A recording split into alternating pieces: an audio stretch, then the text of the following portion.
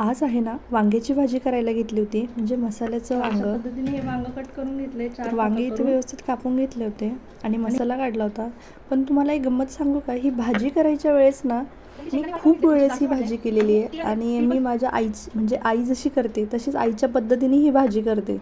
पण कित्येक वेळेस भाजी करूनही तिच्या हातची चव काय भाजीला येत नाही बघा. म्हणजे ती जशी भाजी करते तेच मसाले, तेच सगळं सामान टाकते, तशीच करते, पण तिच्या हातची चव काही या भाजीला येत नाही. का माहीत नाही. तुमच्याबरोबरही असं एखाद्या पदार्थाबद्दल झालं असेल तर नक्की मला सांगा. म्हणजे तो पदार्थ फक्त आईच्याच हातचा खावासा वाटतो. आई करते ती चव आपण खूपही वेळा हा पदार्थ केला तरी ती चव काय त्या पदार्थात उतरत नाही. मग काय भाजी करून घेतली, भाकरी केला, पापड्या भाजल्या जेवणासाठी.